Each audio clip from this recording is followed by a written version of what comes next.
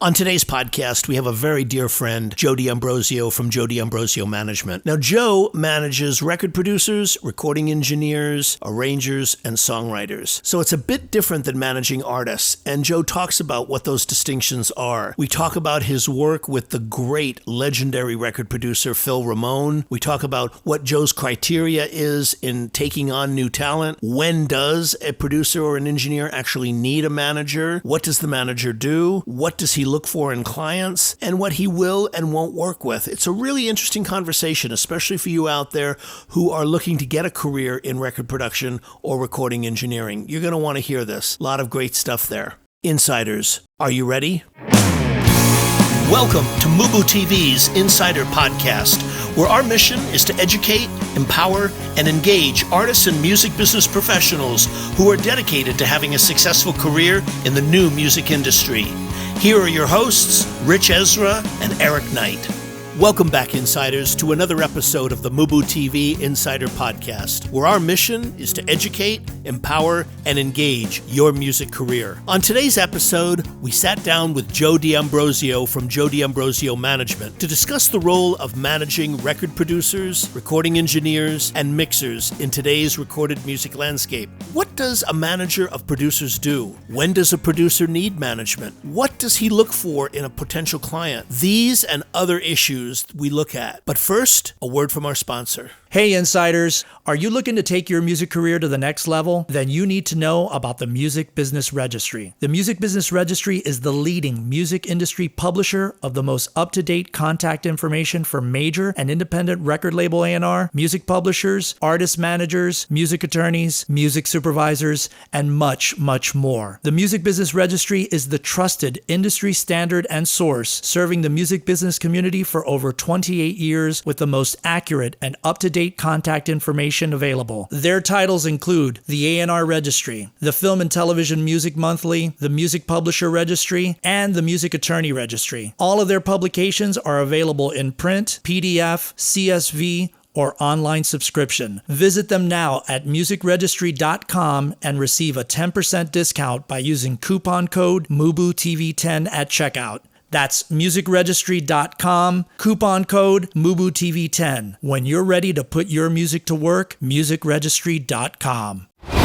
Welcome back, Insiders. Today's featured interview is with my good friend, Joe D'Ambrosio. Joe D'Ambrosio runs a management firm specifically dedicated to a very interesting area of management, which is not artists, but is the management of record producers. Now, you may ask, what does a record producer need a manager for? Well, that's what the whole discussion with Joe is all about. And for those of you out there who are interested in a career as a record producer, you are going to want to listen to this interview. It's very, very interesting. Joe talks about when do you need a manager as a producer? What does a manager look for in a potential client? What are the challenges he faces in getting his clients work today? And what factors should be looked at when a potential client or so forth is looking for a producer? What do you look for? Do you just look for somebody with a good track record? Is it more personal? Do you look for chemistry? All of these things were, discussed in the interview, and I think you're going to find it very, very insightful. Yeah, absolutely. I think he has an interesting area of work where he does have this unique position in managing producers. It's not somebody you find every day. There's maybe a handful of people that do that in the industry. Yeah. And, I just thought his complete story, of him working with Billy Joel and Phil Ramone and transitioning from sports into music and, like what you were saying earlier, who he will work and who he will not work with. And why. And exactly why, which we'll get into in this interview. And I think one of the other things which, he strikes as a very personable person, and about how he talked about breaking bread and really getting to know who he's about to get into a relationship with. So I think this is a really, really great interview, and he's a great guy. So with that, Insiders, sit back, relax, and enjoy our featured interview with Joe D'Ambrosio. Joe, thank you so much for joining us. I really appreciate it. Such a pleasure. Listen, Joe, unlike a lot of managers in music, you started your career in sports. And I'm curious, did you feel that your career would always be in sports, professionally speaking? When I was with the New York Yankees from 76 to 81, I thought that was the rest of my life. Jumping from college to the Yankees was such a natural progression, and it seemed as if that's where I would end up. And then in 1979, I met a man named Phil Ramone, and the world changed. Let me ask you, Joe, and this is Eric, by the way. Thank you so much for doing this with us. When did you decide to leave sports and start working in the music business? Because as you just alluded to, I mean, that's like a dream job that anybody who loves sports or, baseball in general would be like to die for. So how did you make that jump and that switch? Well, I was a bat boy for the Yankees for 76 and 77. 77, we won the World Championship. I was then 20. And as many people think bat boys are 12, in New York you have to be at least 17. I realized when they said, come back for another year, I said, no, I'm too old. I'm just going to opt out. And they called me a month later and said, why don't you come work for us in the PR and marketing department, which I did. And that was in the fall of 77. Sometime in 78, it came upon my desk and it came upon my mind that no one was taking care of celebrities as they were coming to it's second nature for all sports teams to take care of people. And as the Lakers give people seats in the front row, I came up with the idea, and Phil Ramone, Billy Joel, Jimmy Buffett, Greg Allman, DiMaggio, Kissinger, Meatloaf would call up and say, I want to come to the game. I'd sit with them. Since I just came off the field, I knew the players, I knew the nuances of the game, I knew the team, and they'd say to me, well, why don't you sit with them, Joe, and order whatever you want. We'll take care of it, make them comfortable. So in that time, one of my guests was Phil Ramone, and he loved the Yankees. Phil and Billy Joel came a lot when the Yankees were really hot and winning.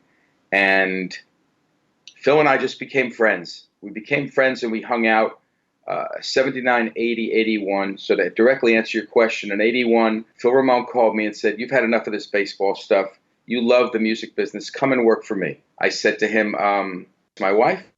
I hung up the phone. I counted to 10 and I called him back. And I said, my wife thinks it's a great idea. Never asked my wife. And I went to work for Phil Ramone. I said to him, Phil, I know nothing about the music business. And he said, perfect. That's exactly what I want. I don't want someone who's jaded. I want you for your integrity. That's why I hired you. I could have hired anybody, but that's why I wanted you.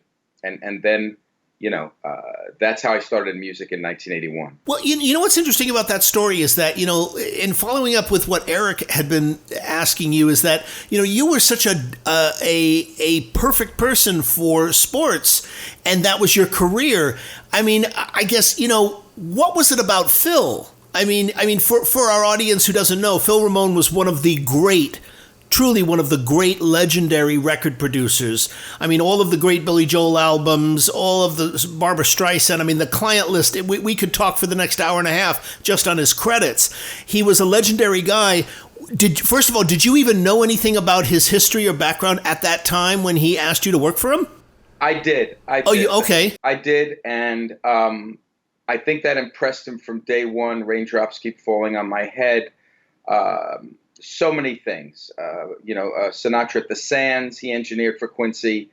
So many things that he couldn't believe that I knew, because like so many people of my generation, I read the backs of albums. I read the credits. I still do that, but there's not enough credits to be seen. And he liked that. And he said, I love the Yankees. I said, I love music. So he took me between 79 and 81. He took me to Billy Joel sessions. He took me to Paul Simon sessions. I took him to the Yankee clubhouse. He became lifelong friends with Bobby Mercer, who has since passed. Both gentlemen have passed. And we just fulfilled a need in each other's lives, I guess, with never a price to pay. It just worked out. And then he and I hung out on weekends, me, a young man from the Bronx with 15 cents in my pocket, he with everything in his pocket, in a beautiful home in Pound Ridge. It was so much fun. Christmas party with Billy, Paul, Ashford and Simpson, Phoebe Snow, singing Christmas songs. Wow. It was the most incredible event. Streisand and Don Johnson were dating. They would come to the door. It was nuts. It was unbelievable what it was about. I'm sorry the memories are fading, but the times were just incredible. And I said, why would I not want to work for this guy? I was a little jaded with the Yankees. I was part of two winning teams on the field. I rode in not one but two parades down the Canyon of Heroes with the team, with literally 1 million people throwing streamers and confetti out windows down Broadway, then to City Hall. The mayor gives everybody medals. I never thought I was a player. I always knew my role, which kind of prepares you to manage people. And it was the best of times. And then with Phil, it was a new world. I'm 26 years old. It worked for me. Billy Joel, Barbra Streisand, Frank Sinatra, Julian Lennon, Kenny Loggins, Ghostbusters. Oh my God, so many different projects we worked on. Moonlighting for television with Bruce Willis and Sybil Shepherd. Oh my gosh, it was so exciting. Traveling, McCartney, him doing Paul's vocals for Graceland, Madonna's Crazy for You. What he did just in my short window, my first of 3 windows with Phil, 81 to 87, was remarkable. It's so interesting listening to you because, that those were the years that I got into the business. I got into the record business in 1980. I started at A&M, and then I was working at Arista from 81 to 87. And I remember all of these records that you're mentioning. I remember Julian Lennon. I think you and I have had that conversation where, I said I was at Tower Records, and all of us, this was, 1980, 3 or 4, and all of a sudden, this record comes on Velat over the speakers, and everybody stopped. I remember in the all of Tower Records, everybody stopped and they thought, oh my God, this is a new John Lennon record, and we heard Velat for the very first time. And I remember, Star is Born and all of the work that he had done. I knew the Billy Joel albums intimately. I had audiophile pressings of all of those, and I knew Phil's work. Wow. One of the things I wanted to talk to you about, Joe, is what were some of the biggest revelations that you learned about talent, artists, and the record-making process during this time from Phil? Well, I was a little spoiled coming in with Phil as my guardian, let's call it, because everyone revered Phil. So when I met Billy Joel, it was like, hey, Joe D, what's up? When I met Paul Simon, he wanted to talk about the Yankees. So it was never walking cold into a room. It was always walking in as the guy who worked with Phil. So I was treated incredibly well. So no revelations there, because I thought it was natural that everybody was this kind. As you grow in the business, you realize that's not the case. That's funny. I mean, we're laughing with the 35 years of experience. That's great. Right. I mean, yeah. You think, of course, it's natural to walk in and say, "Hey, Paul, what's happening, babe?" Phil's shadow was he cast such a long shadow, right, that it was, Linda McCartney asking me what kind of ice cream I liked. Here's someone I was programmed not to like, because we all were taught to believe that she and Yoko broke up the Beatles. Right. She couldn't have been nicer. Of course not. Right. Oh my God. And Paul was great. Revelations, meeting people, learning that most of them were really good people. Some of them weren't. Being trained not to trust record companies, which is not the case today entirely. Not to trust lawyers, not the case at all. I have some very, very dear friends who are lawyers in the music business, and I do trust them. Revelations, the world is a lot bigger than you could imagine, as I traveled a lot with Phil. I didn't go to Europe with Phil, but I went to Compass Point in the Bahamas. I went to Capitol in L.A., A&M in L.A., all the New York studios. All legendary studios. Yeah. All legendary studios. Exactly. Yeah. A&R in New York. I did work there before it closed. The Hit Factory, which had many iterations. That was one of the largest facilities in Manhattan, wasn't it? Yes. Yeah. Power Station, then Avatar. Oh my gosh. It was such a ride. And I'm still an incredible studio aficionado today. I love to see the architecture. I love to listen in different rooms.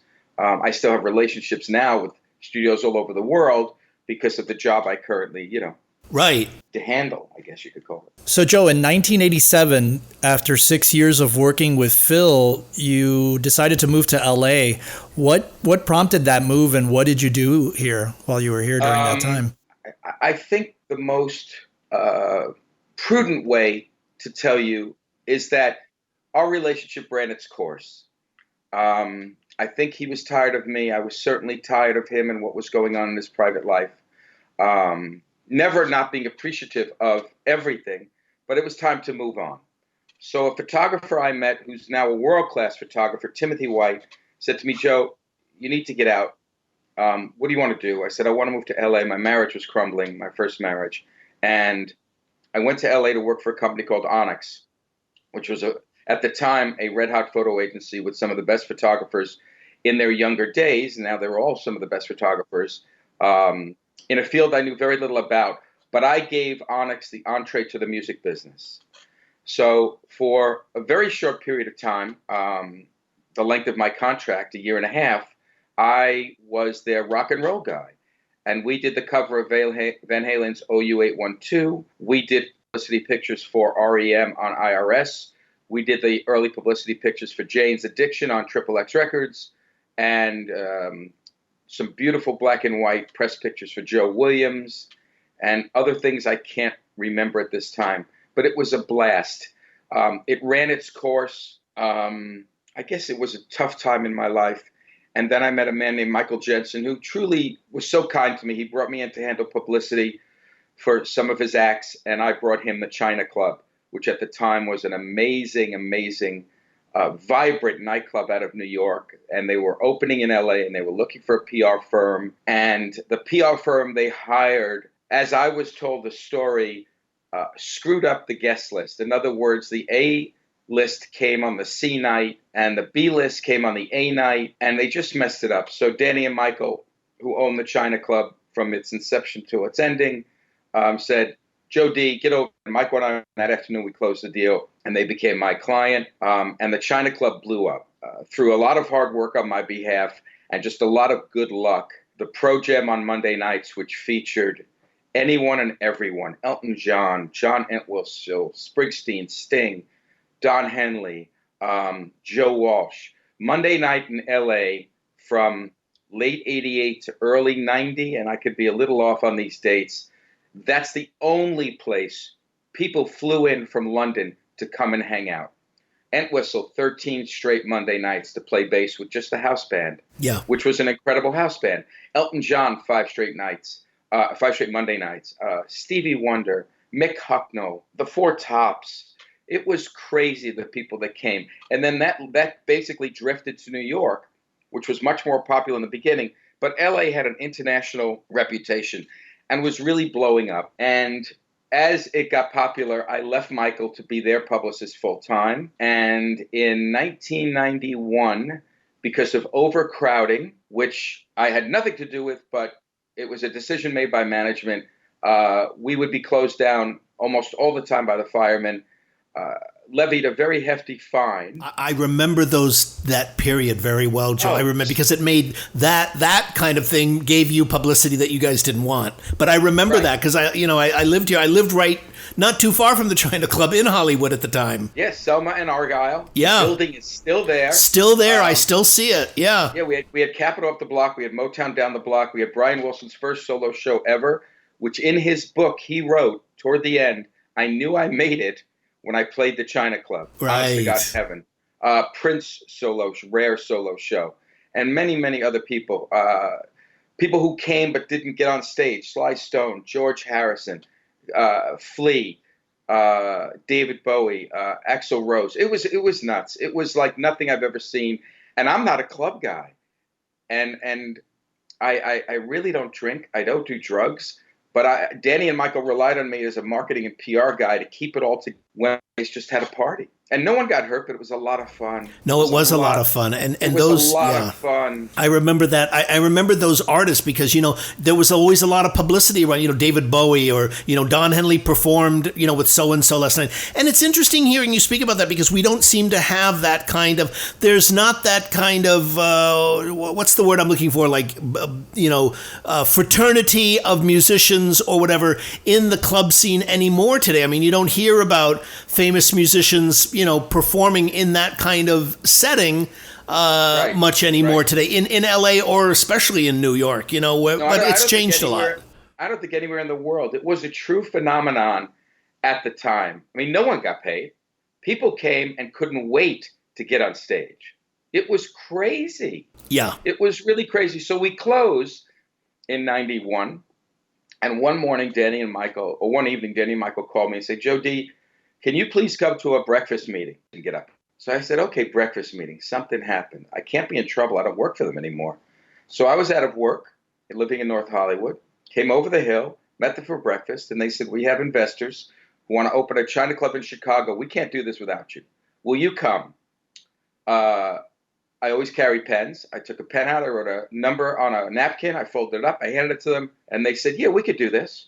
And it was a really nice number. For your salary of what you wanted to go do this. What I wanted. Yeah, what I wanted to do. Did you know Chicago? I was there once with Phil. He discovered a Chicago singer who then signed many years later with Quincy Jones. And she's still in the music business, named Josie Aiello.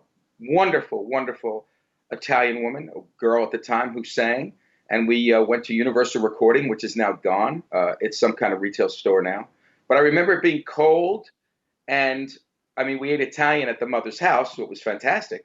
But I said, I'll never come back here.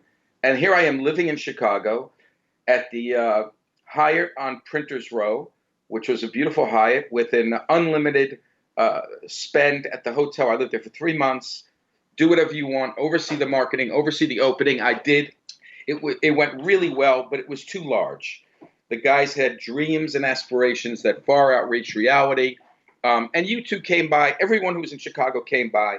But it didn't last because it doesn't have the weather like L.A. Right. It doesn't have the star power like L.A. or New York. Right. But it lasted a couple of years. And then they bought Michael and Danny out. And you learn in life that when the people that brought you to the dance either leave or are asked to leave, you're gone. Okay. Is that what happened? So that's what happened. So I'm in Chicago about a year and a half.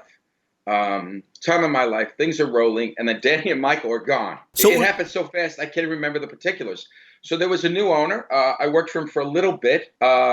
He poked me in the chest one day, and I bent his finger back and said, this really isn't going to work. True story. And I'm not a tough guy. Wow. But don't poke me in my chest.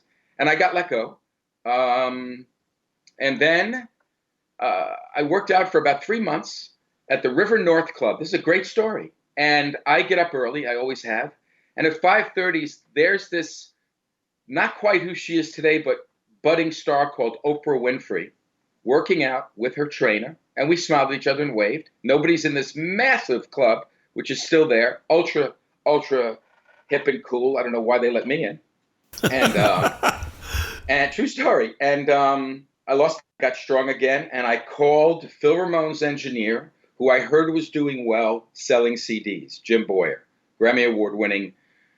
Mixed tons of records, Chicago, Billy Joel, Streisand, Phoebe. And Jim said, fly out to Lancaster, Pennsylvania.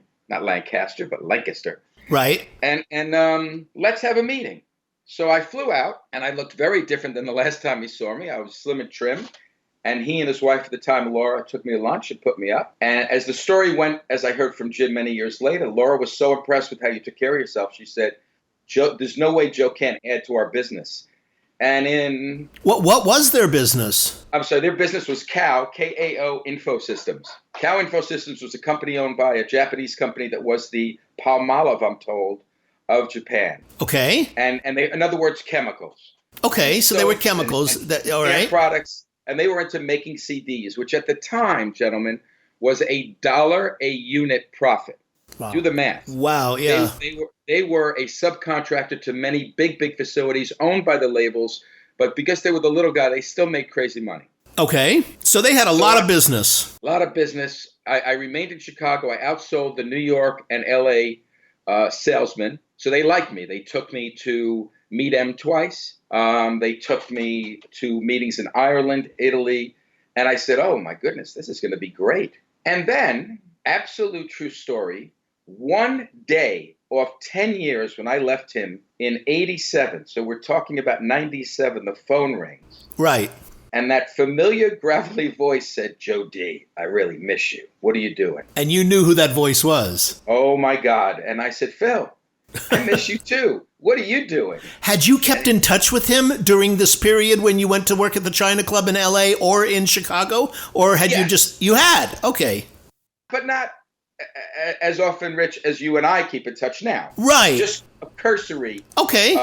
keep in touch, because I would always respect him and thank him for getting me in the business I love. Right. So you'll notice a pattern.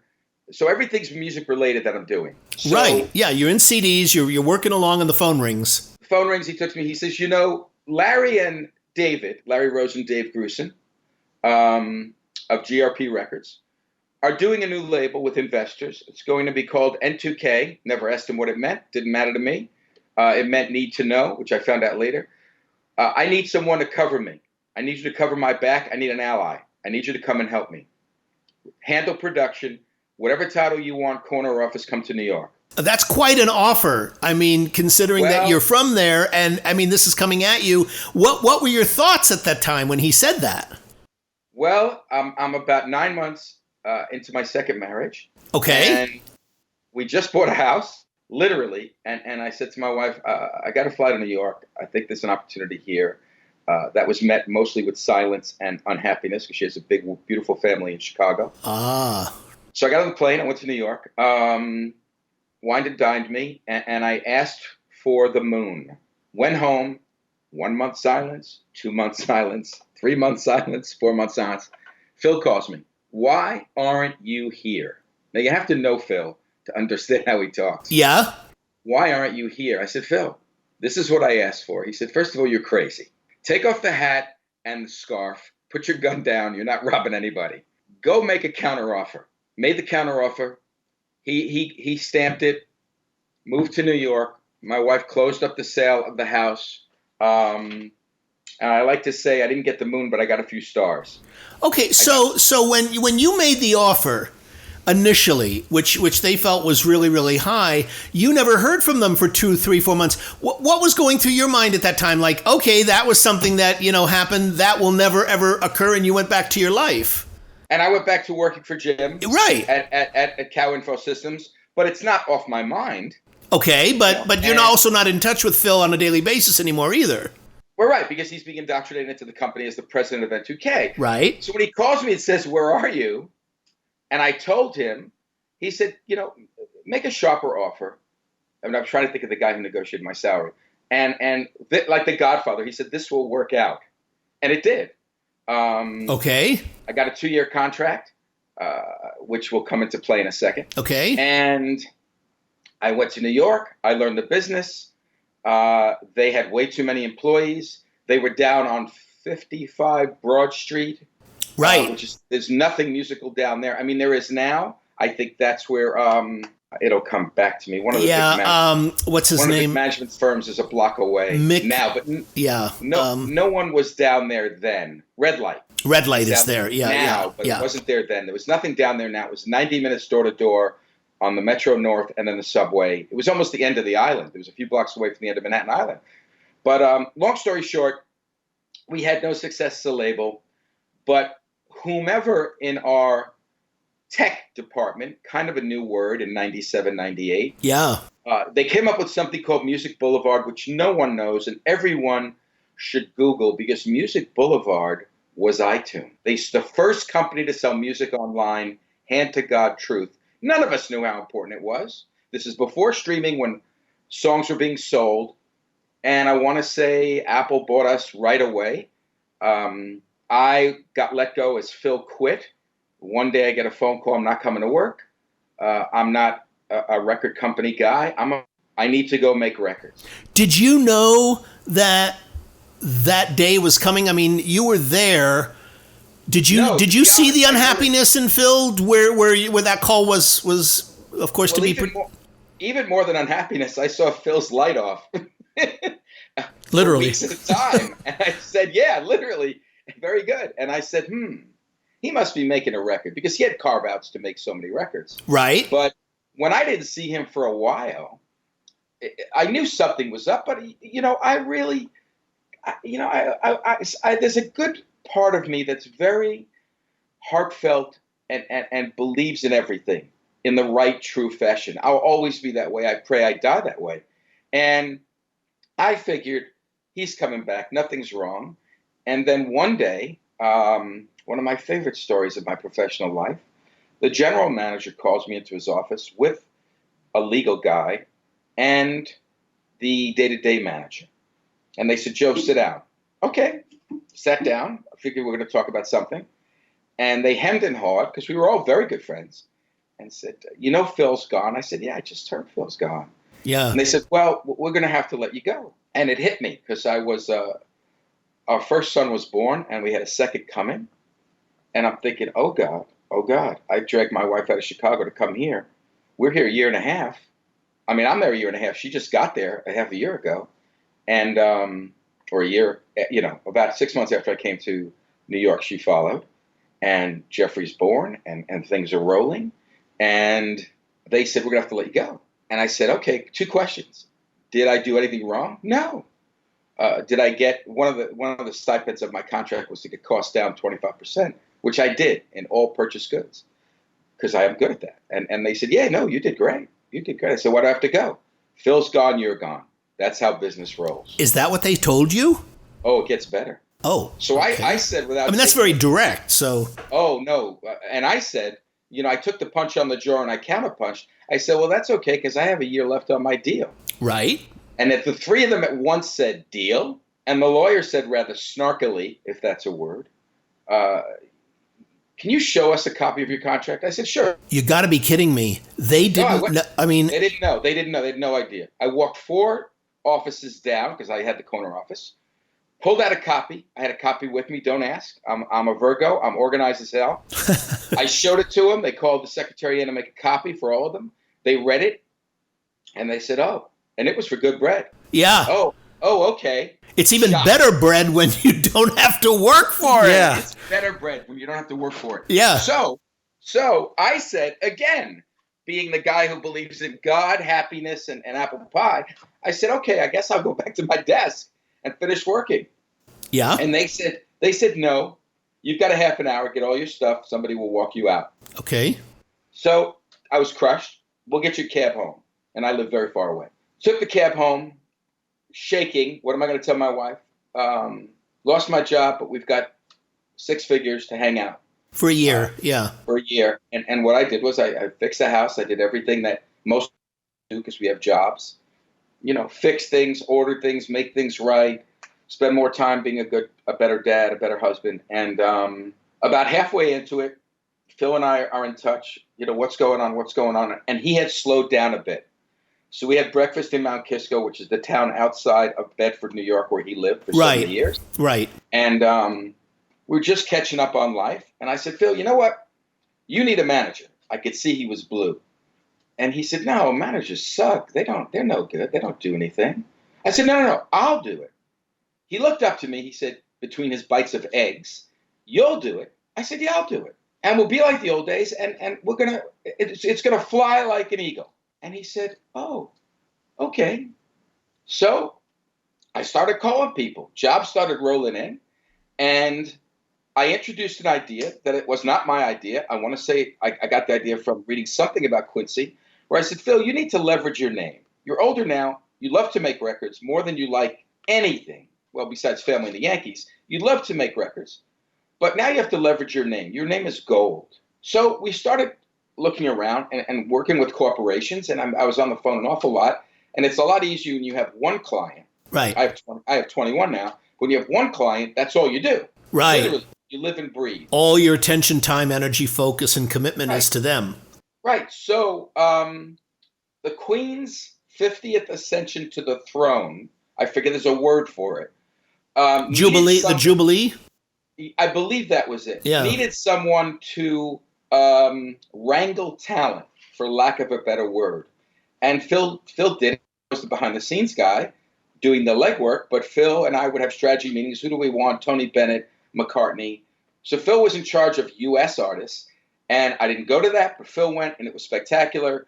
And then a phone company that's no longer in business, and forgive me, I don't remember the name of it, made him a wonderful deal to oversee a big corporate event. I think every 4 years, all the communications companies come together.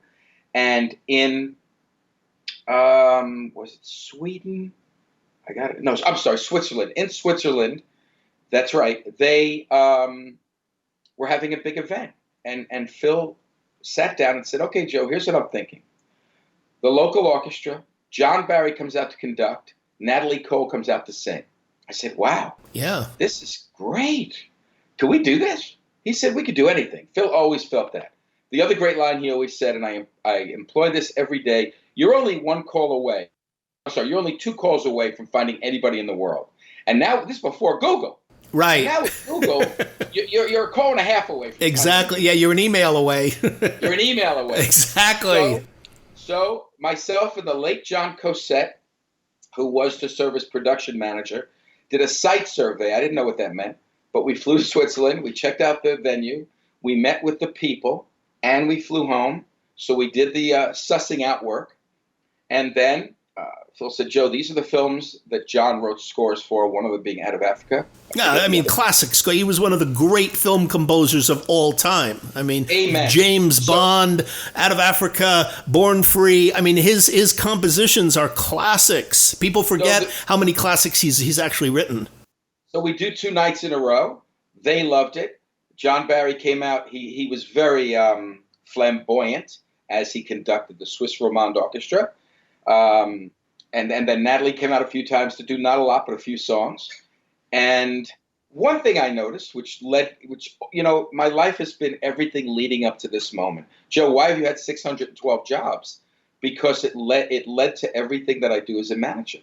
I saw Natalie get half the top floor of a hotel, which was the whole top floor was split into 2 rooms. Wow. As her suite. John Barry got the other. I said, wow, that's pretty cool. My room's lovely, but boy, that's what to aspire for. So that went well. And 9/11 happened, which made us all rethink our lives. I'm about 3/4 through this story with Phil.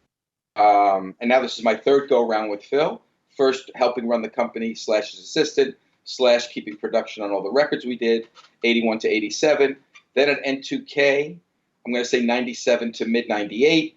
And then 99 to 02, I managed him specifically. And I said one night driving home, if I could make this and I have 1 client, what could I make with 3 clients? Way to think big, Joe. So I said, okay. I went out and met with people. I had 3 clients in about a week. And I always thought Phil was coming with me. Phil didn't come with me. Really? So for the even though you had been years, working with, okay, interesting. Oh, no, brought his career all the way back. It took a year and a half, but I did it. And I just have a lot of faith in myself. And you're working with Phil, that doesn't hurt. He just needed a mouthpiece. He needed someone to pick up the megaphone and shout into the night. Right. He's around. He's brilliant. Look at what he's done. Yada, yada, yada. And what else happened? So I said, okay, I shot my daughter was born a week to the day after 9/11. She'll be 18 September 18th of this year. I'm sorry. Yeah, that's right. September 18th, 9/11 was September 11th. And I shot for April. April, I said I was leaving. He said, great. My only bit of advice is, why didn't you do this 10 years ago? I said, well, at 35, my company started at 45 years of age. I wasn't ready at 35, Phil. He said, okay, great. Again, I'm still think he's coming. And then you find rather quickly that you don't represent someone. So, and it wasn't angrily. He told me years later why. He said, you never would have worked as hard as you did if I was there, because that's a guaranteed big salary. Great point, not true. I would have worked as hard. I just would have not killed myself. Interesting. So, and I hear something like that, Joe, and I think, maybe he didn't, the advantage Phil had, and I'm thinking of it from your point of view, maybe the advantage that Phil had that he wasn't articulating was that he knew that about you, he knew that about your character, and he had you all to himself work-wise. And now you're going to tell him, Phil, I want to make this my career. So suddenly what's not spoken in that sentence is, and you're going to and your time is going to be divided among other clients. Absolutely correct. So, we opened the doors, I think, April 21st, 01.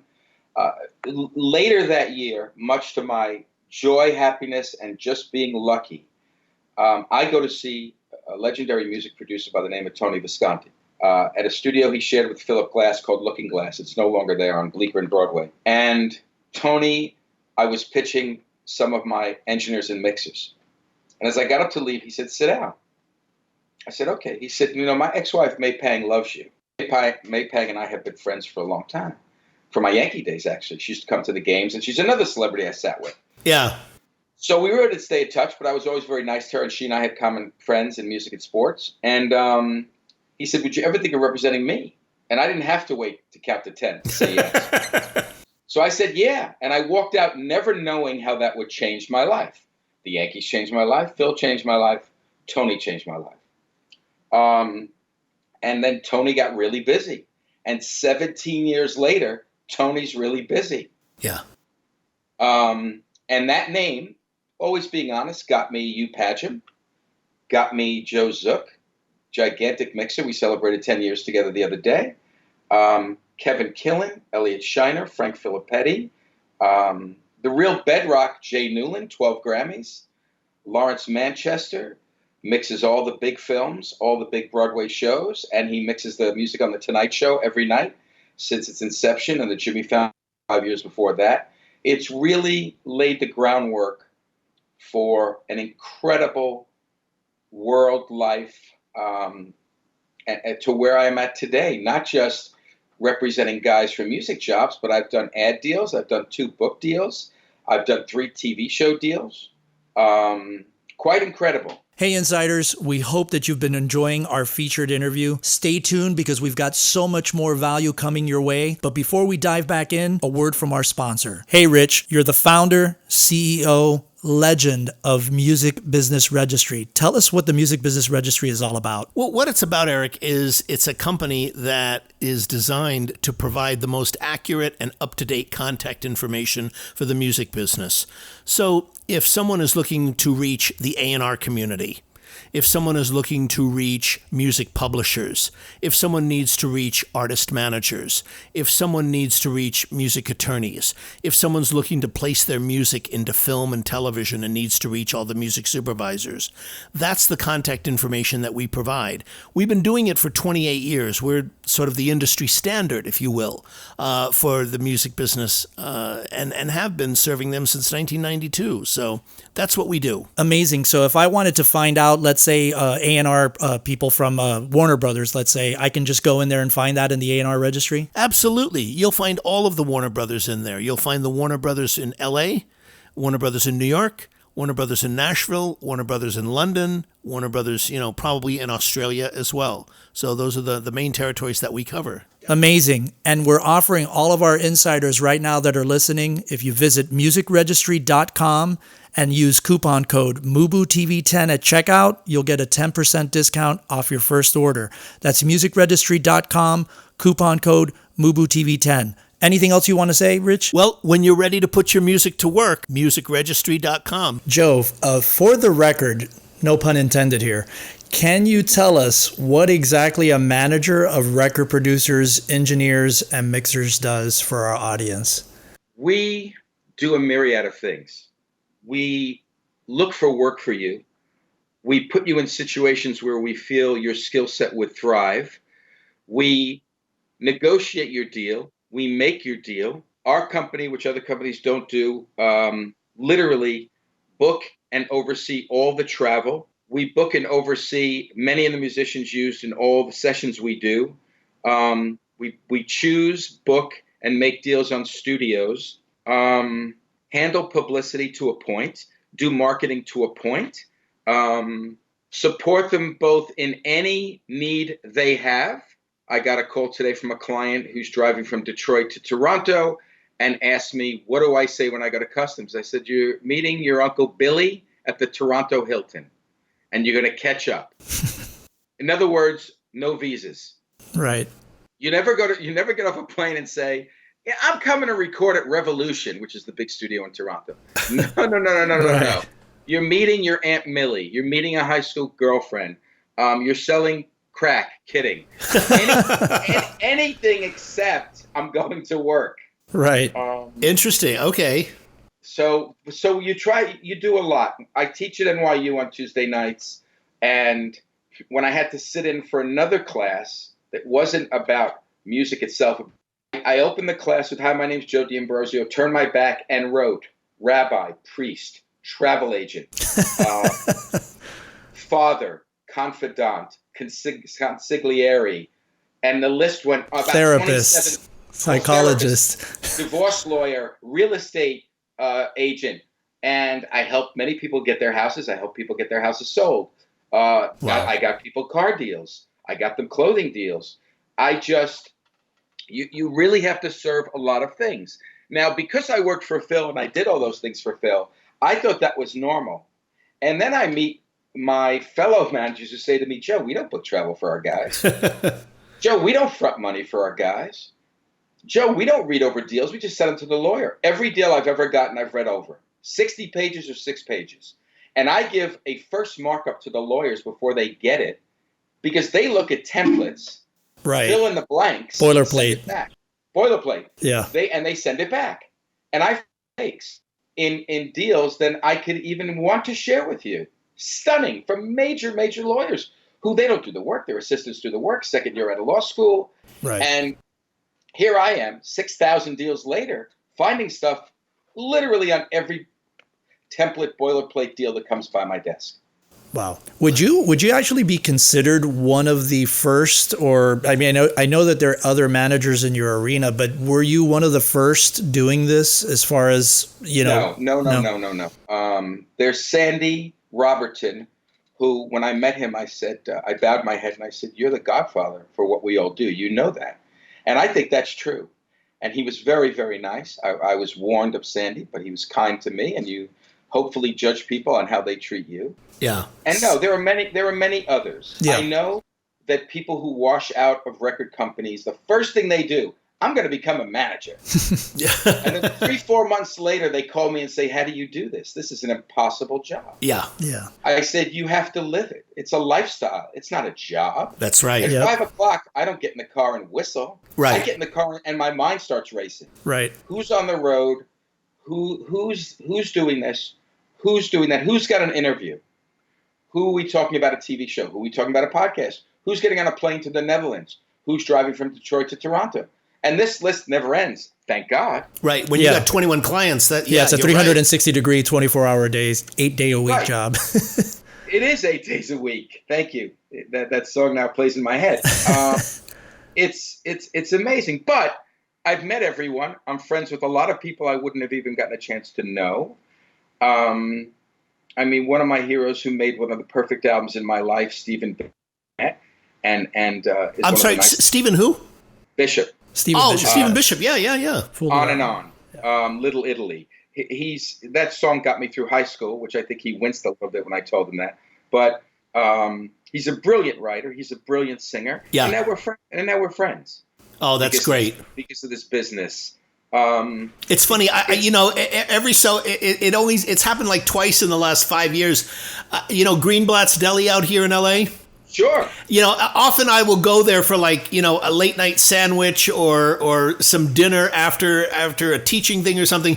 And I run into him occasionally there. And It's amazing because, I remember when that debut album came out and I tell him all the time, I said, Stephen, you really haven't aged that much. I mean, you still look the same. And he's like, no, I do. And he does. He's still very trim. He's still got the dark hair, a little older, but he still looks, it's like certain people just genetically don't change over the, 35 years or whatever.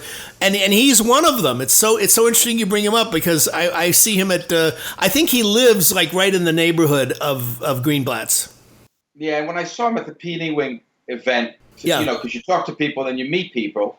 It was such a thrill, and I told him, you have no idea what On and On, Little Italy, and I think the name of the record was On and On as well as the single.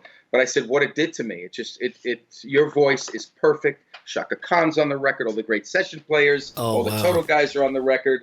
It's phenomenal. Again, it's 637 years ago, but a great record is a great record is a great record. I want to ask you sort of a personal creative question. Beyond the technical or the surface aspects, what are the specific qualities that make a great record producer in your mind? Again, I always go back to the source, Phil. Phil always said, half my job is making the client comfortable, making Billy comfortable, making Paul happy, either Paul, Simon or McCartney, making Barbara happy. Barbara likes to sing with not many people in the control room. She wants it dark. She wants candles. She wants a vibe. The other half is knowing what you're doing. I think it takes all kinds. Phil came from, like Hugh Padgham, from the engineering side. Right. And there are producers like Tony who came from the music side because he was an artist, he was a writer. Right. And out of the gate at 20-something years old, he gets Bowie and Bolan. I mean, are you kidding? I know. Who would have thought that the destiny in life to get this two seminal acts like that? And he didn't know at the time that those were going to be seminal artists. No. And a guy comes down from Sheffield, all dirty, and hands him a cassette, and it's Joe Cocker. Yeah. And Tony mixed the first record, which nobody knows. She came in through the bathroom window, Margarine. It's an amazing album. Yeah, 69. I remember it. Yeah. I was with him the other day somewhere, and somebody said, tell me some other things you did. And I said, Tony, that record's crazy good. And the mixes hold up today. Yeah. Sorry, I went off topic. Oh, no, it's okay. It's okay. It's great listening to this. Let me ask you, Joe, in your estimation, has the role of record producers changed since you started? I think I have to qualify that by saying the people that I represent still work with bands, still work with piano vocal, still work with orchestras. So in that sense, no. But the modern artist, the Drakes, the Kanyes, the Jay-Z's, are making records piecemeal. I'm not being negative at all. They make records in a different fashion. They come in, and pop records are done the same way today. You get drums, you get rhythm, and you add. Did it? They believe the artist that Phil did and that Tony still does and Hugh Padgham does. They come in, and they come in with a band, or we bring great session players in, and we make records that way. I think it's a lost art. I think you absolutely hear the difference on the radio when it's a band that you hear.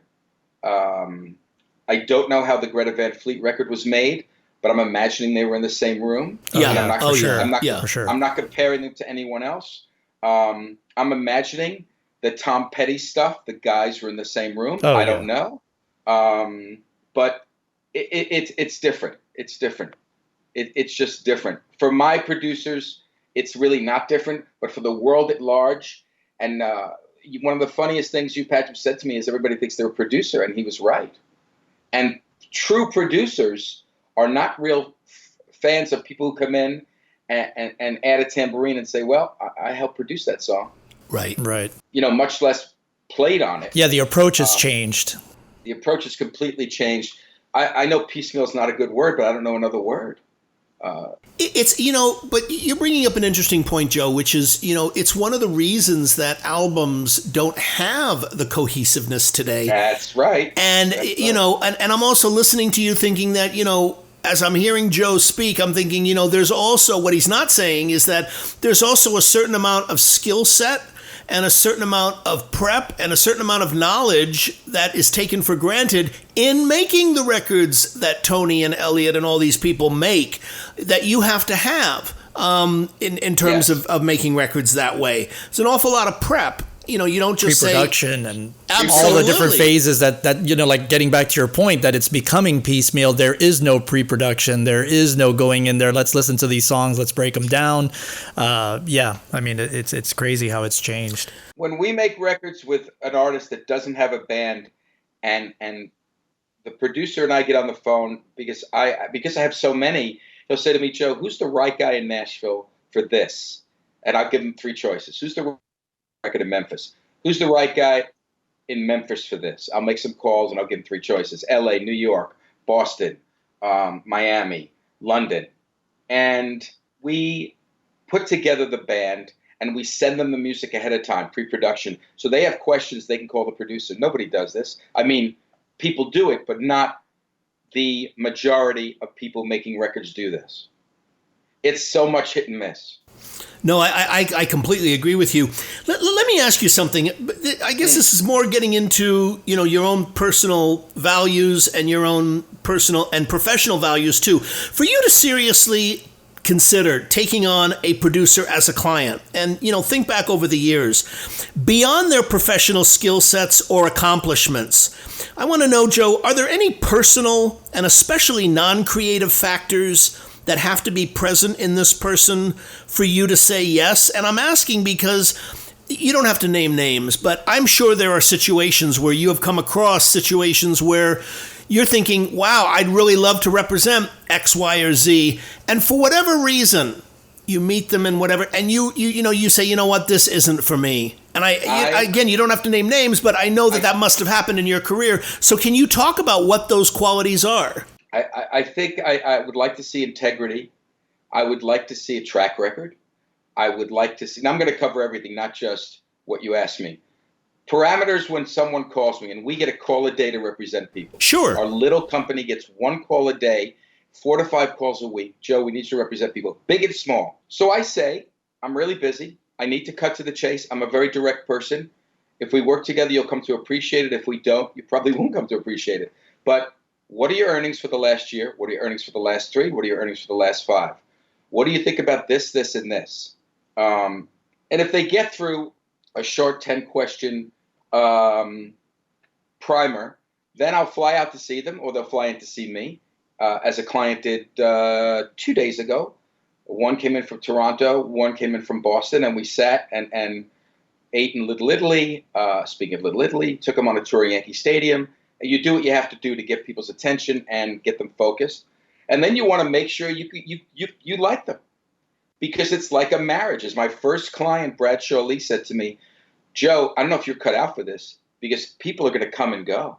And I didn't know it then, but boy, do they come and go. Yeah. For reasons of your choosing and their choosing. Yeah, it's all over the board.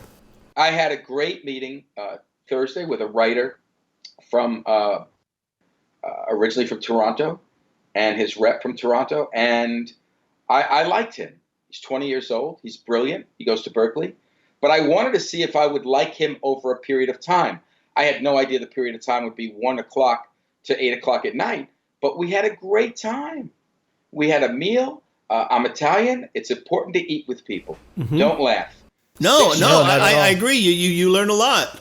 Rich, what do we do whenever we go to LA? We have breakfast. We have breakfast and we talk, yeah. And we talk. So a story that people may not believe, but it's the absolute truth, is a hot mixer I was turned on to out of Nashville years ago. I'm going to say 8. And I flew down very anticipatory, very excited, checked into the Hutton, got into a taxi, pre-Uber, went to his studio, and he had attitude. I'm in the room 5 minutes, and I didn't feel good about this. And I said, oh, F. Can I say F? Yeah, you can. Yeah, sure. You can curse. Oh, fuck! I've got to. I booked time with this guy for 2 days. 2 days of my life, 2 days of his. So he's just being himself, but himself is an asshole. And you knew that within 5-10 minutes of meeting. Yeah, 5 minutes. I knew it when I was a young man dating girls, and I still know it now because people are who they are. Yeah. I mean, if you're a well-processed phony, I won't get it, but I'm pretty real, and most people are pretty real, for the good or the bad, for better or worse. So I just want to bring up 2 things that prove my point. So we listen to his music. He's great at what he does, then and now. And we go to dinner, and a producer friend of mine is walking out of the restaurant. Joe D, what do you do in Nashville? I want you to meet blank blank. Oh, wow. And, people know right away. If they're not my client and I'm walking in Nashville with them, there's a reason we're going to lunch or dinner. So we go to dinner, and the first night, we're ordering food, and I don't drink. So, if you want to drink, it doesn't bother me. I'm not an alcoholic. I just don't drink. And they asked this person whose name I'm trying not to say, right? What would you like to drink? He said, bring me your most expensive whiskey. The glass of whiskey was like $65. That doesn't bother me. Okay. The fact that you're an asshole and I'm going to give you as much rope as you need, and in this case, to hang himself. Right. He did that. I go home that night. I'm like, dear God, can my cat die so I have to rush home for the funeral so I don't have to be with this guy one more day? Oh, my God. Wow. And I don't have a cat. But I should have done it, because the next day we go to see a very heavy guy at Capitol. We invite him to dinner, and he's still at Capitol, Nashville. And he's a friend of both of ours, but he's a real good friend of mine. And we go to another restaurant, and these are good restaurants. And they put the menus down, and he flings the menu off the table and says, I don't do menus. I swear to God, I remember this because it dented my soul at the time. I don't do menus. And I'm thinking, this guy's just an ass. He's just his poor wife. So, we got through dinner because you're social. And when the client-to-be got up to use the bathroom, my Capitol friend said, Joe, I'm so sorry. He's such an asshole. We say goodnight. I go back to the Hutton. I get up to fly home. And this is bothering me, like as if you had a match in your pocket and it lit your pants on fire. So in the cab to the airport, I didn't wait till I got to the fucking airport. In the cab, I called him and said, you know what, man? I just don't think this is going to work out. And to his credit, he said, I agree. So that's it. Never talked again.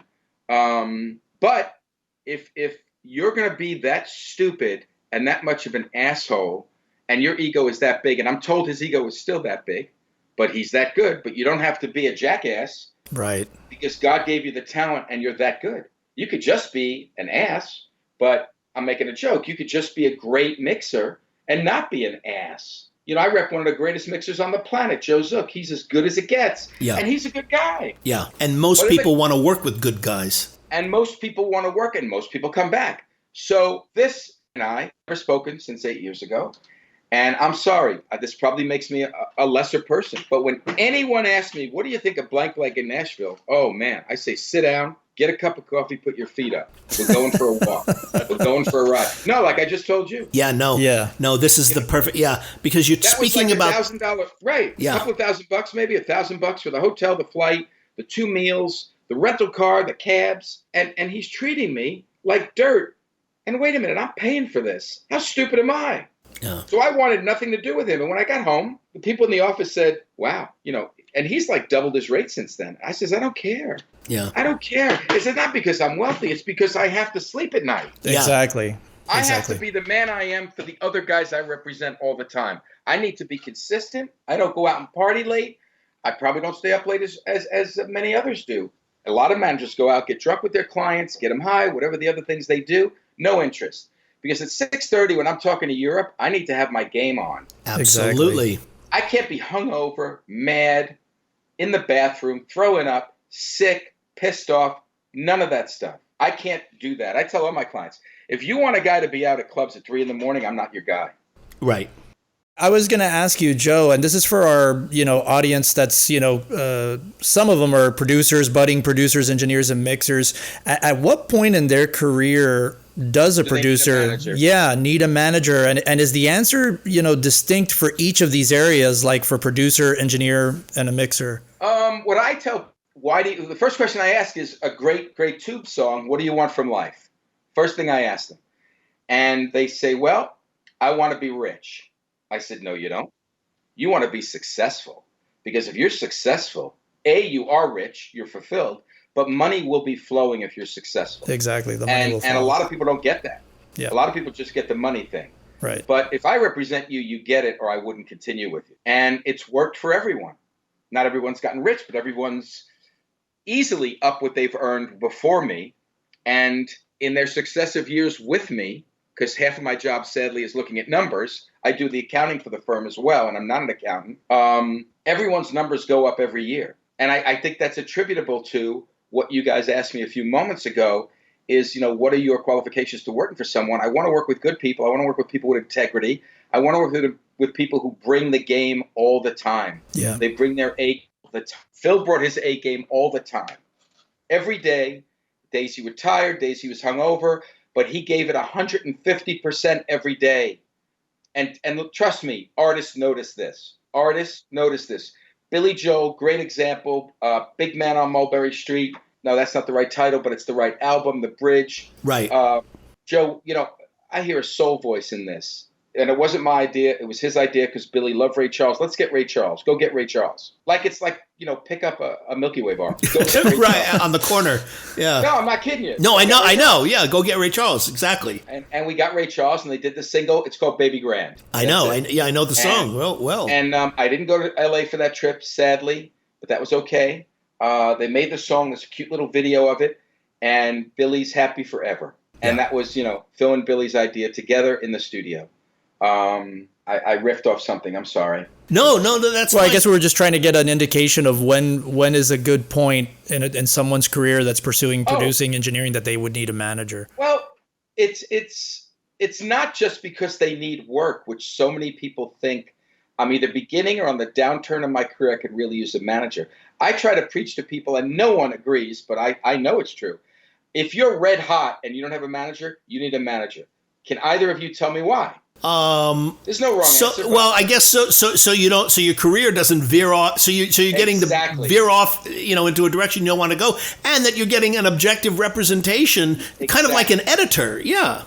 Exactly. That's exactly right. I once asked Billy Joel at lunch, true story, with Phil sitting there, "Hey, Billy, why do you think you need a producer?" And this is when we were all just friends.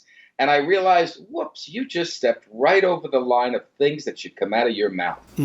And Phil shot me a look like, "Your mom?" And Billy said, much to his credit, he says, "Joe, because everything I do, I think is amazing. Right. Phil's here to tell me it's not." Exactly. Yeah.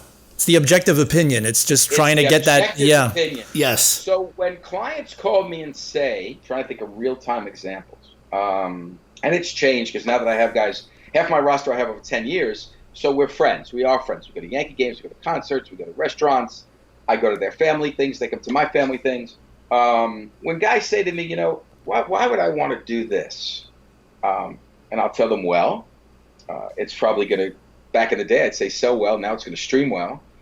It'll build your profile. I try to give them a much bigger viewpoint than just the music, which it's all about the music, but other reasons you should do it is X, Y, Z. Then other people hear demos and say to me, "No, these demos are not quite there." And I say, well, that's why you're being hired. You're the producer. You're the mixer. Your job is to make it better, not just take it and track it and go get a sub sandwich. And you'd be surprised how many people say that to me. But they don't ask me twice because they know my answer. Your job is to make it better. Yeah. Your job is to put thought into it. Your 10, 20, 30, 40 years of experience, and make that sound better, that music better. Let me ask you, Joe, as a manager of a wide variety of producers, what are the challenges you face with a relatively new producer in terms of getting them work, and how to overcome them? Well, easy. First thing, I have a couple of young clients. Exposure. I've got to get them in front of managers and A&R people and let them get a chance to play 2 or 3 songs, because as I know Rich knows, and you may know as well, you go in to see an A&R guy, you play verse, chorus, and they wave their hand. Right. That's it. They don't want to hear any more, which stuns me, because the meat of the song has to be heard straight through. Yep. All the way through, pardon me. Especially in production. And yes. And they have to be willing to do that. The wonderful thing about young people, who's my youngest client? I think he's 28, is that they're anxious to meet people. They're anxious to go to shows. They're anxious to meet artists. Right. They're hungry. Yeah. They're hungry. Thank you. And they could take rejection better and kind of pick up from it and go, okay. Yes. Yeah. Yes, because as I have a college-aged son, the world is in front of him. I mean, he has 60 years left at 20, while I have 20 if I'm lucky. So I try to tell him, Jeff, you have to see the now, but you also have to see the coming. They see it coming, and they realize there's a lot of room for them. The younger people, the older people don't see the room because the room's not there. Right. But they have the leg.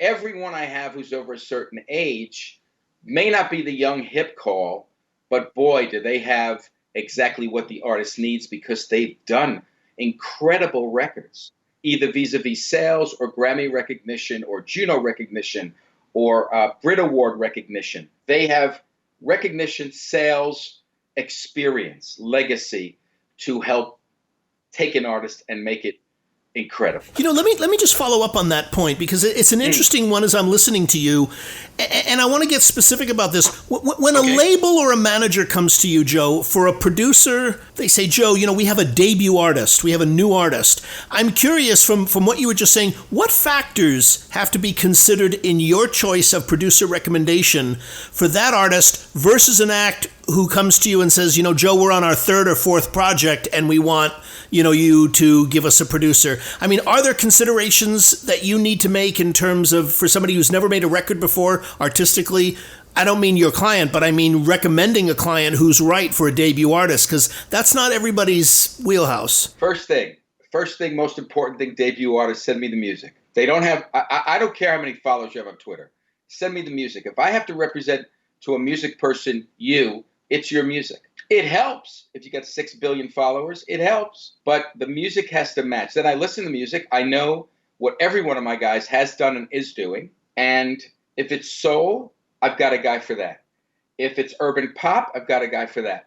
If it's tried and true rock and roll, indie rock, alternative rock, I've got guys for that. If it's jazz, I've got a guy for that. If it's orchestra, if it's a tenor, I've got a guy for that. If it's a classical singer who wants to cross over to pop, I've got different guys for that. Okay. Now, the legacy artist on their third or fourth album, now you have to look at it totally differently. You need the music, of course, but what do they want to accomplish? Have you made it yet in your third or fourth album? Or have you had a great first, okay second, completely tepid third? Now what do? Right. Well, you're going to need great songs is what you do. Yeah. Whether you're writing them or we're going to suggest co-writers for you. Big part of my job, which a lot of my producers aren't in that world because they're in the studio making records, listening to records. They don't know who wrote what. And be honest with you, because Billy wrote all his own stuff, we were so sequestered. Thank God MTV was on in the lounge all the time. But we were sequestered and didn't know everything because back then, Billy Joel had 8 months to make a record. Nobody bothered him. Right. 8 months, 4 to 5 days a week. You went to work. Yeah. Yeah. And he took his black and white notebook, and I saw this. It was remarkable. Put it on the piano. I don't know if he used Bic pens or pencils. I forget. Paul used a spiral notebook. Billy used a black and white notebook. I forget what you call that notebook that we all had in high school. And he would write songs out, and he'd read them to Phil. I'll never forget once I said, because I was mass comm major with an emphasis in English. Once I said, Billy, that doesn't work that way. You want to say whatever it was. I forget the song. I don't want to make it up, but it would be like he just used pronouns and adjectives and verbs in an incorrect manner. Okay. So I just fixed like 2 words. And Billy said, thanks, Joe. And Phil shot me a look like, that's the last time you'll do that. But Billy appreciated it. But Billy appreciated it. And someone today would ask for a writing credit. Yeah, exactly. Yes. Truth. Right. And co-publishing. And co-publishing. Thank you. Exactly. Hand in glove. And points on the record. And points on the record. Right. But no, those years were magical. They taught me to a point I made a little while ago. Every job I had that I left or was asked to leave, all of it led to this. Even my days in sports, learning how to deal with people, photo rep, learning how to book jobs, learning how to work with artists, marketing PR guy for the China Club, learning the value of public presence, learning always how to treat people well. Everything I've done. Selling newspapers as a kid, 11 years old, with Immaculate Conception Grammar School in the Bronx, learning to look people in the eye. I made a nickel a paper. It was a very big deal. Absolutely. Let me ask you, Joe. Traditionally, producers made a great deal of their money from the sale of CDs, especially over the long term. How is that dealt with in today's streaming landscape? Sound Exchange. We see revenue from Sound Exchange, and it is up. Don't be fooled. It will never be where it was based on a retail marketplace. Right. But it's coming up, and that's all I could really say, as I'm just now getting deeper and deeper into Sound Exchange for my clients and digging up and finding revenue every day, it seems. But it'll never be what it was. I don't care who you are. Yep. It'll never be. If Cardi B has 50 million plays or one of my clients mixed AJR, a boy band's big single called Weak. It's almost at 500 million streams. It's still nothing near, I guess, 1 million sales. Wow. Yeah. In royalty revenue. Right. Yeah. Moving from the copy model to the streaming model has been a radical shift in that. I want to ask you something else to see if this is something that has happened with any of your clients. Is that, today a lot of producers are going out and they're finding artists that they love and are making albums with them and then taking them to labels. I hear this from a lot of producers, over the years in terms of, finding work. And I'm curious, is this something that any of your clients ever have been involved with, where they come to you and they say, Joe, I have found a great artist and I want to make, if not a record, then an EP, or I want to do 4 songs with them and shop this. Is that something that has occurred over the last 10, 15 years? It's being discussed the last 3 to 5 years, but you have to be ready to not only invest sweat equity, which means time. Yeah. But you've got to invest money, because unless you play all the instruments, and I have a couple of guys who do, you've got to hire musicians. If you don't have your own studio, I have, I think, 2 clients who have their own recording studios. Everyone who's a mixer has their own mix facility. But if you're a producer, specific to your question, you got to go out of pocket for cash, and you got to go out of your skin for time. You've got to put up your personal time to invest in the artist, and you've got to get a production deal, and you've got to get that pushed through. It is not rampant in my world. I know other people do it. You really need a producer, usually older by the time he gets in that mindset, to want to spend his money and spend his time and buy into the theory of being a production company. No, it's going to wind up costing. Now, if it's an Adele or a Cardi B or whomever, then it's worth it. But they are ultra rare. Or Billie Eilish. I mean, that's they don't grow on trees, which is why they're brilliant artists. They're rare. Yeah, they are. Clive used to say, even historically, he said, let me tell you something. Even in the great era of, all these historic artists, he said, great talents. I think he was talking about Joplin or somebody at the time. He said, great talents never, ever came like Fifth Avenue buses. He goes, trust me, they were rare then and they're still rare today. A producer I don't represent, I met, 6 months ago, who said, I get music all the time. And I tell them, is this as good as Kenny Chesney? Is this as good as Barbra Streisand? And he keeps going. And, the artist is pale by that point. He said, because you have to be better. Yeah. If you're going to hand it to me and you expect me to make it great. Yeah. It has to be great. And it's not a statement about him. It's a statement about them. It has to be great, because everyone thinks they're great, especially their parents. I work with a lot of young artists.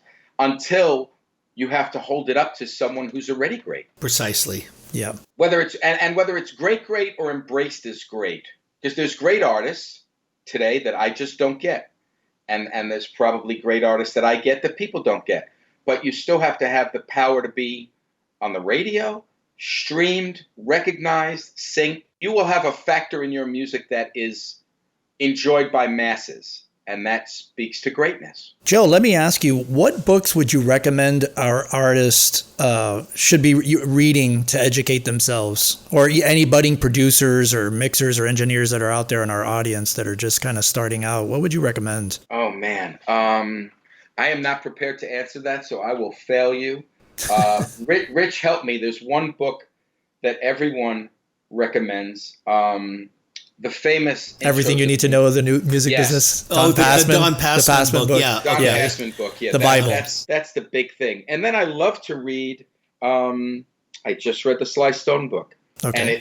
and it opens your brain to so many things.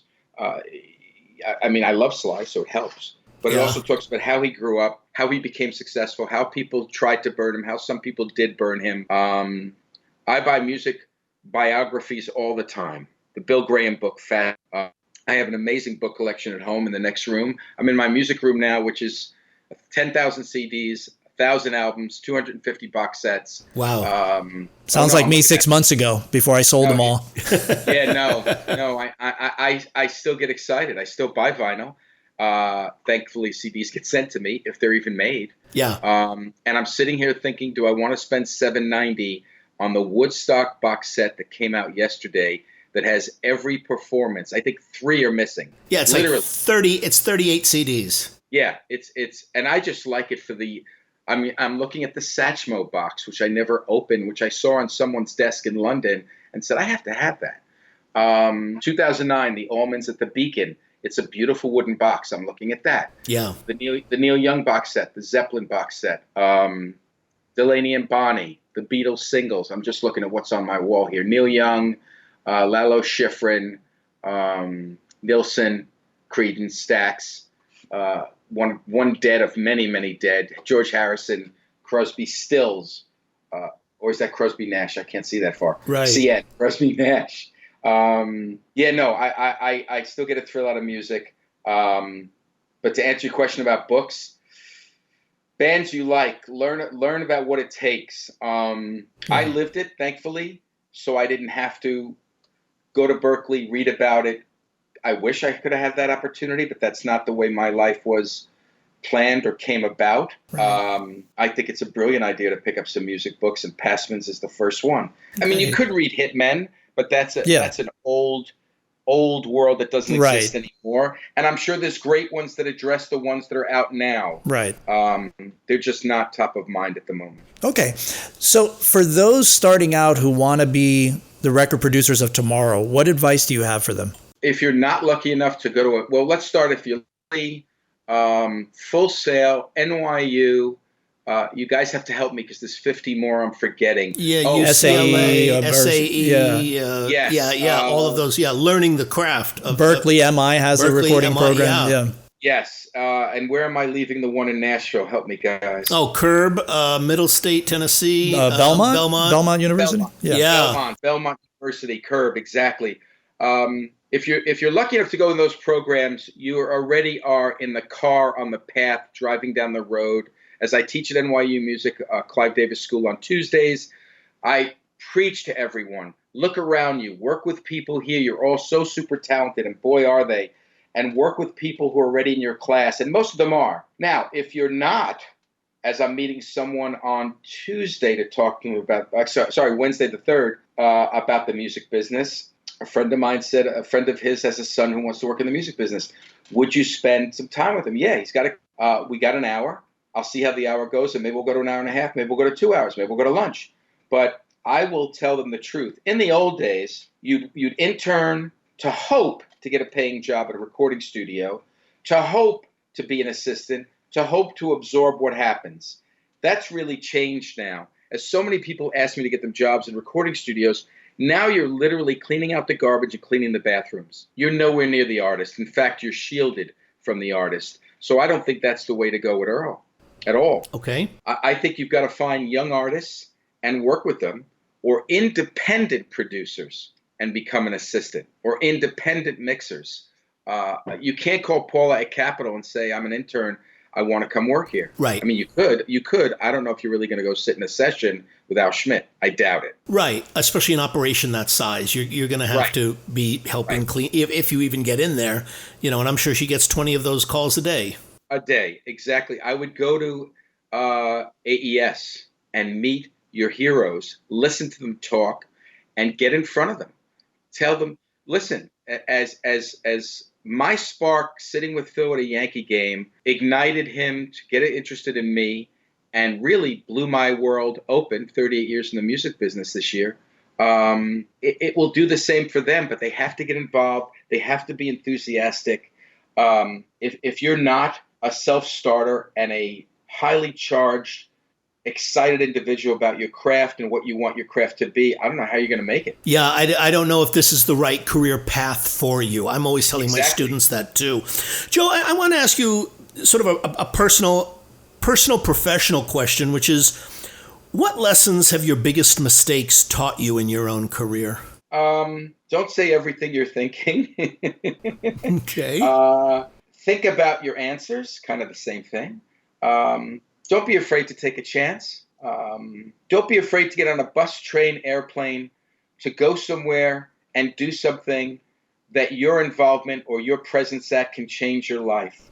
I still get on planes, my cost, to go to Europe to meet people, at least twice a year. I now have a great bedrock of clients in Toronto, so I'm in Toronto 6 times a year. I'm in LA, sadly, only 2 or 3 times a year because I come for 1 to 2 weeks at a time. Right. And I'm in New York. I haven't been to Miami in a long time. I haven't been to Boston in a long time. I don't spend enough time in Nashville because then I shouldn't have a house and a family. I should be on the road all the time, which I actually have one friend who is a successful manager of songwriters who, Rich, he's always away. And he just bought a very expensive apartment in LA. And I said, why'd you buy that? He said, because I worked this hard. I got to come home to something. But he really didn't have a place. And he's always on a plane. It's not even funny. Joe, let me ask you, where is the best place that people can connect with you on social or otherwise? How would people reach? I'm pretty open. I mean, you go to my website, jdmanagement.com, and my cell phone's on there. I pick it up. My work phone's on there. If I'm at my desk and everybody's busy, I pick it up. My email is on there. I'm eminently reachable. And I'm a manager. I have to take care of people. In taking care of people, I need to be available. I am available. What used to be a Monday to Friday job, as we said very much earlier in this conversation, it's 8 days a week, almost 24 hours a day. I get calls as early as 7, as late as 10 or 11, West Coast time, of course. They're hitting me at 8, 9 o'clock their time. But no, I make myself available. It's my way. I hope not to my detriment. I don't want to be seen as a big ass or special or how dare you call me. The opposite. I think I've built a good, strong business on taking care of people and being available and being true and helpful to people. Yeah. And I believe that with all my heart. Yeah, no, it's so true. That you can't. This is not a business that you can isolate yourself. No, it doesn't work. At least at all the successful managers I know, none are like that. But they have boundaries, but they're not isolated or cut off or like that at all. So that's good to know. So JD Manage, okay, so they can reach you. And then also, I guess, for our New York or East Coast listeners, they can also take your class at NYU, right? Well, no, you have to be an NYU student. Oh, okay. NYU student, right. Okay, I didn't know if that class was open. So it's part of the music business program. Yeah. In fact, they don't, like a lot of my friends who are managers or artists, Joe, I want to come and watch you. NYU doesn't allow that. Yeah, they don't allow auditing. Auditing, okay, yeah. Right. This is serious business. These kids pay a lot of money to go to school there. It is, as I like to tell people, Joe, what do you teach? It's a life prep course for what to expect when you get out. Specifically, we mold the students, the graduating seniors' presentations. It used to be called, oh boy. Well, they stopped calling it, and now I forget what it is. But now it's just a presentation of what you think you're going to do as you leave school. It used to be called a capstone. They got rid of that term last year. And now there's another term for it that I can't quite remember. But they present upon graduation a 5-minute audio visual, very slick, very well produced. If you're a producer, artist, visuals, music, what's called your ask, what do you want from when you present to A, faculty, B, esteemed members of the music community. Some fly in from LA to meet these kids. Because, here's something I'm leaving out. Of the last, I'm there 4.5 years as an adjunct every Tuesday night. Maggie Rogers Capital, Fletcher Capital, Emily Warren, writer, Chainsmokers, and many others, and Madison Love, big writer, all students of mine. Fantastic. That's really Crazy. Fantastic. Yeah, that's great. All great people, all great talent. And I had them before they were known. That's wonderful. Joe, I really want to thank you so much for doing this. This has really been a joy and a pleasure in speaking with you. And, just hearing about your career and hearing about what you do and about, the revelations of the character aspects of what you do and how this is not a job, it's a committed way of life, and and I really appreciate that very, very much, and I appreciate you taking the time. My complete pleasure. Are you kidding? Yeah, thank you, Joe. Really. Thank you, guys. Thank you so much. Thank you. Wow. I love Joe. He's one of my dearest friends in the business. He's so knowledgeable and Absolutely. So personable. Yeah. You really get guy. that. It comes across, My first conversation with him, and I feel like I'm already a friend of his, Exactly, because he's so open and so friendly. Yeah. And, a lot of great stuff in this one, Eric. Let's start with his criteria for taking on someone. What I loved about this is that it was both practical, but personal. Yes. And that's a very, very important part when you're talking about being an artist, being a producer, having that factor. This is not just somebody who, he's a people person. He's a people person. He has to get along with that person. It's just like me. How could you not get along with somebody and try to work with them? For me, I know some people can do that. I'm certainly not one of those people. I'm not one of those people either. And I've known a lot of people in the business who, it's very rare that you find somebody in personal management or in management of producers or whatever who will work with a client they don't like. That's very, very, very rare. And, the times that I have heard about it happening, the artist or the client is very, very, very successful. So, right. They feel like, they're economically trapped. Right. But when he talked about some of the criteria, integrity, yeah. Not only track record, but, what are they like as people, making sure you like them. And that great story that he talked about, with that incredibly hot mixer in Nashville, was a complete asshole. Complete asshole. And, and this is like a perfect illustration of that. Exactly. This person will probably find it very, very difficult to get anyone really great and credible to represent them. Yeah, and I thought also in this point too he was talking about attention and focus, and that it's a relationship, and that it's important to break bread with them. Like me, I have to go out, I have to get to know this person. I have to know if I'm going to make a commitment to managing or to putting my time, attention, and focus, I need to know that I can get along with this person and that they're a good person. Just period. Absolutely, and that you share the same values. Yeah. Now, I know with certain people, those kinds of things aren't necessarily as important. I think it depends on the type of person you are. Right. In terms of who you want to work with and who you don't want to work with. Right. Very important. And then, the other thing that he talked about was, when do you need a manager? And I thought, he said the most interesting thing, if you recall, what do you want from life? Yes. That was great. What do you want from life? Do you want to be, rich or successful? And successful was the key. Yeah. Yeah. Talk. Tell me what you remember from that, because I thought that was really interesting. Yeah, no, I thought that was great, because it's changing the focus, because if you have success, the money will come. And if you love what you're doing, the success and the money will come. Now, will everybody be rich? I mean, he talks about, not everybody that he's got, but they're all making way more money than that they were prior to working with him. And, I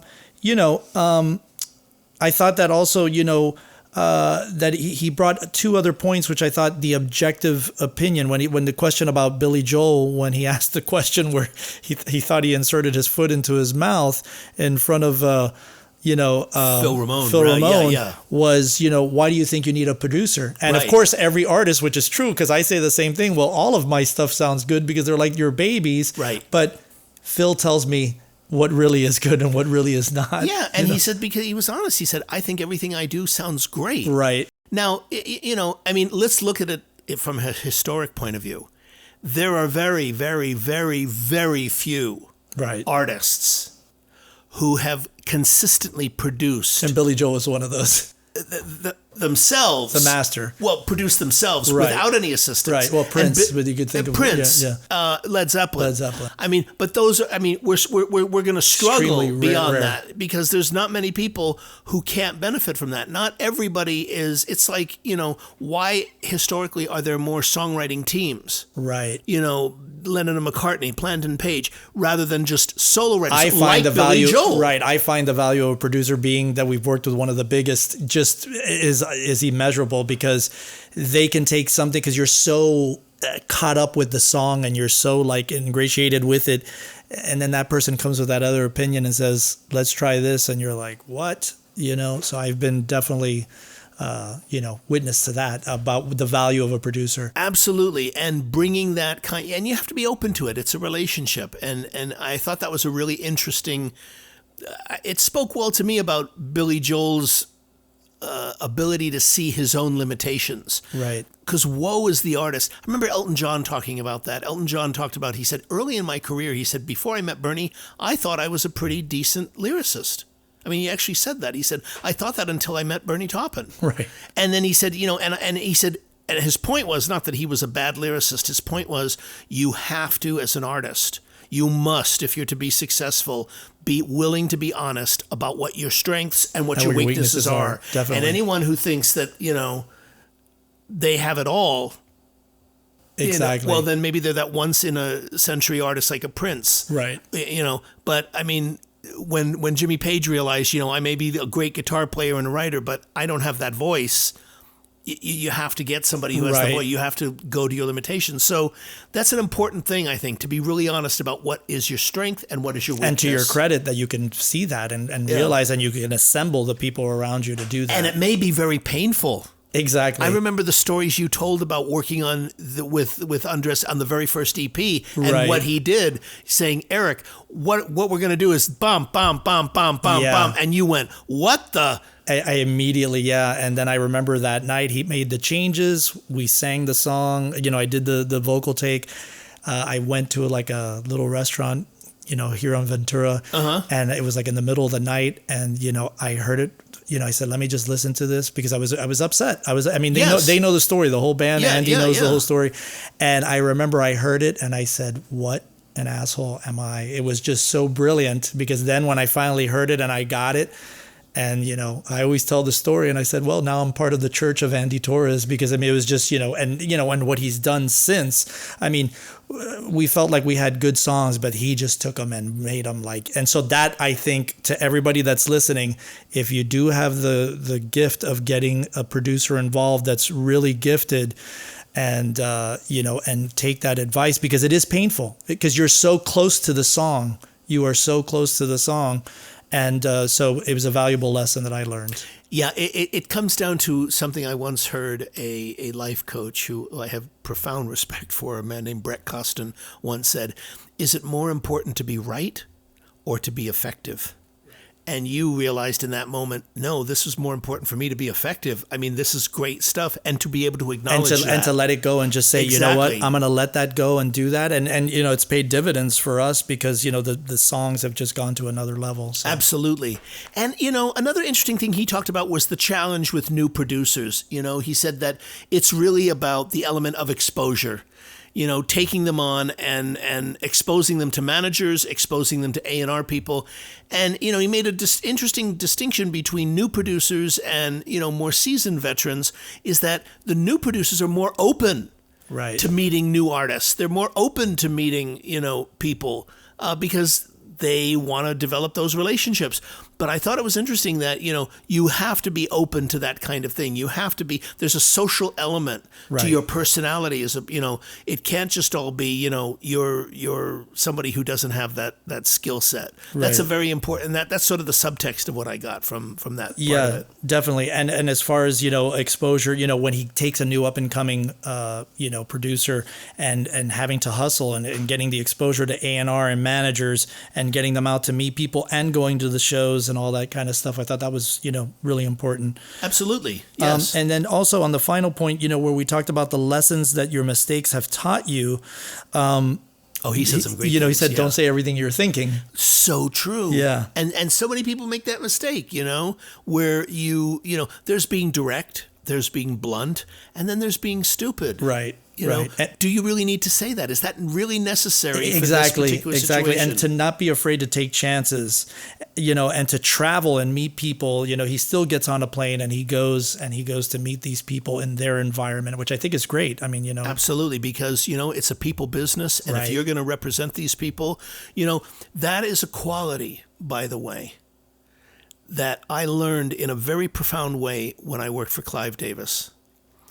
Clive Davis, who certainly could be the man in the ivory tower. He certainly had the credentials and the track record to say, no. Right. They will come to me. Exactly. And he never, ever did that. He never did that with the great songwriters. He would look, and still does to this day, every single week at the songs that were breaking on the chart. And he would look at who the writers were and say, do I know this writer? Oh, I don't? Then you know what? We need to call them up. I need to call them up and make an appointment to hear what are the next 5-6 songs they're writing. Could they be, something rather than, waiting for them to go. Exactly. Yes, can I help you? And that's a problem that people oftentimes who become very successful miss. And I learned that very, very early on with him. He never, ever, ever had He stayed on the cutting edge. He stayed Always on the cutting edge. And if it meant reaching out, where he picked up the phone and called, Johnny Newcomer songwriter, I mean, that's how he developed the relationship with all of these writers and producers. That's why he's been so successful for so many decades. Because he's not afraid to do what Joe was talking about. He wasn't afraid to reach out and say, let's have a meeting. I'd like to hear what you're doing. That says a lot to me. If he gets on a plane and goes to, go see a budding producer, I mean, that would blow my mind. Wow, this guy actually came to come see me, to talk to me, like to really get to know who I am. Come into my game, to my territory, not the other way around. Typically, you're going to the people. Right, exactly. But where you're, coming to them, I think that's absolutely important because it's a people business. Hey Insiders, thanks so much for tuning into this episode. We really appreciate it. To get show notes, links, and everything that was mentioned during this interview, head on over to our official website at MUBUTV.com/podcast/show notes. If you're enjoying the content and what we're doing here on the show, please subscribe to the podcast on Apple Podcast, Stitcher, Spotify, or wherever you listen to podcasts from. And don't forget to rate and review our show over at iTunes. 5-star reviews are always welcome and help to ensure that our podcast stands out on the top rated and new and noteworthy charts on iTunes in our space. You can also find us on social media at Facebook, Instagram, and Twitter, all ending with the handle MUBUTV, which is spelled MUBUTV. Don't forget to catch our flagship show, the MUBUTV Insider Video Series, airing every week on YouTube at youtube.com/MUBUTV. This show was produced and created by Rich Ezra and Eric Knight. This show would not be here if it weren't for our amazing team, which are the following: interview editors Sarah Nissenbaum and Alex Taylor, show notes and transcriptions by Jani Chang, Nikoka Bodoglo, Lilia Owens, and Sarah Nissenbaum, theme music by Disciples of Babylon, and be sure to tune in next week for another episode of the MUBUTV Insider Podcast.